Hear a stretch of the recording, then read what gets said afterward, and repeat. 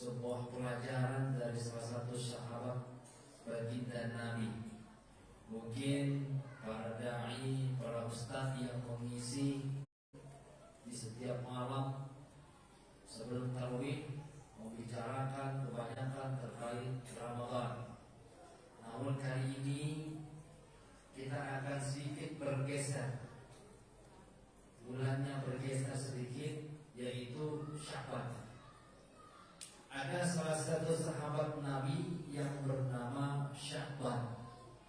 Jadi Sya'ban ini adalah salah satu sahabat Nabi yang tidak dijamin masuk surga, tetapi dicintai Nabi. Tidak dijamin masuk surga oleh Nabi, tapi sangat disayang sama Nabi.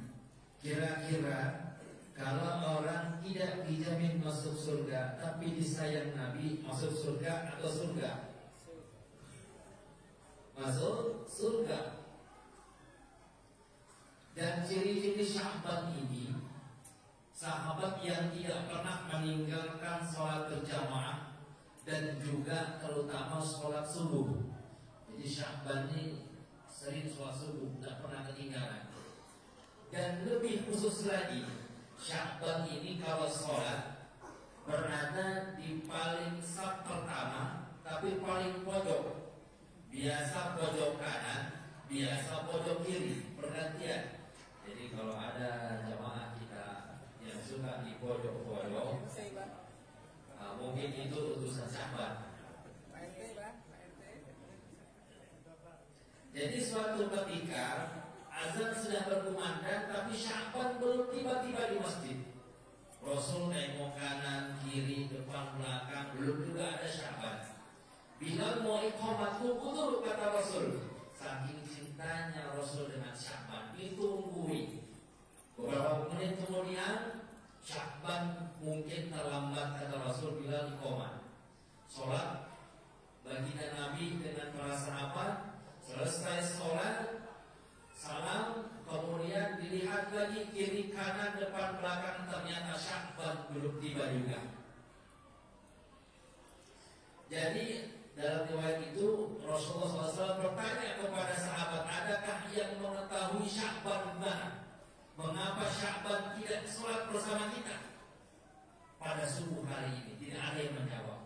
Lalu Rasul bertanya, adakah yang mengetahui rumahnya Sya'ban? Salah seorang sahabat mengetahui dan diminta Rasul untuk diantar ke rumahnya Sya'ban. Kira-kira Rasul berjalan dari jam 6 pagi sampai di rumah Sya'ban pukul jam 9 pagi. Berarti Sya'ban itu kata Rasul menangis. Sya'ban setiap subuh berangkat 3 jam sebelum azan sudah pergi dari rumahnya. Jadi kira-kira kalau kita ini jam 5 subuh, jam 2 pagi sudah berangkat Sya'ban ke masjid, 3 jam. Lalu sampai di depan rumahnya Sya'ban, Rasul mengetok pintu, mengucapkan salam, dijawab oleh seorang perempuan. Yang menjawab perempuan, dibuka siapa? Rasulullah. Dibuka cepat-cepat.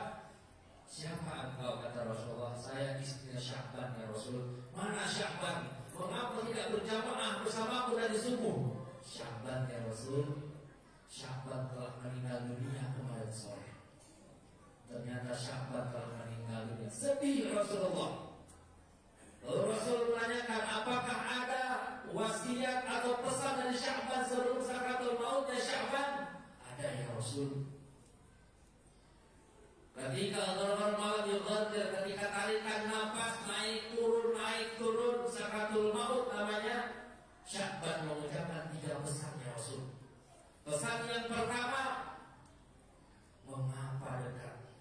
Tarikan yang pertama malam yuqadir, mengapa dekat? Mengapa tidak jauh? Tarikan nafas yang kedua malam yuqadir, Sya'ban menyampaikan pesannya, mengapa yang bekas? Mengapa yang tidak baru? Tarikan yang ketiga, mengapa yang second? Atau mengapa yang bekas? Mengapa yang separuh? Baginda Nabi menyampaikan dari Sya'ban ketika sakaratul mautnya. Yang pertama kata Nabi, mengapa Sya'ban menyampaikan mengapa dekat, mengapa jauh. Ketika Sya'ban sakaratul maut dilihatkan oleh Allah, suruh kamu 3 jam segini Sya'ban. Tempatmu di sini Sya'ban selama 3 jam, mau pulang pergi menuju rumahnya Allah. 3 jam Pak. Mengapa tidak 10 jam ada Sya'ban? Mengapa dekat? Mengapa tidak jauh? Tapi jangan setelah ini subuh nanti Papa yang 2 subuh udah pergi ke masjid, atau sudah azan keliling dulu Mulawarman, ya. Kemudian Karan Bali, Karan Rojo sampai sini sudah selesai sholat subuh. Jadi dilihatkan. Makanya kalau ada orang meninggal cepat-cepat dikubur. Kenapa? Kalau dia beriman kepada Allah, maka dia tidak sabar untuk diberi kenikmatan dalam kuburnya. Tapi kalau dia tukang sabung ayam, selesai, diseret-seret sama malaikat dalam kubur. Takut dia banyak-banyak, menyesal.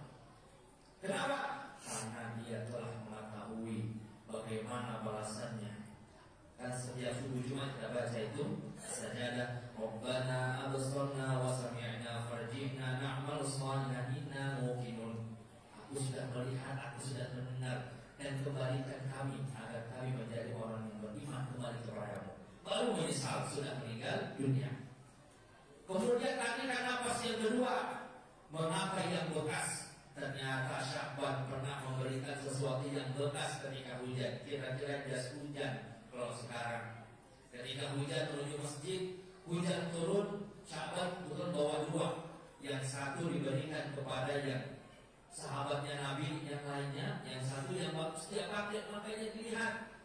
Ternyata yang bekas itu pahalanya segini gitu. Kemudian yang ketiga, mengapa separuh, mengapa sepotong, mengapa tidak penuh? Sya'ban suatu ketika disampaikan sama Rasulullah lagi.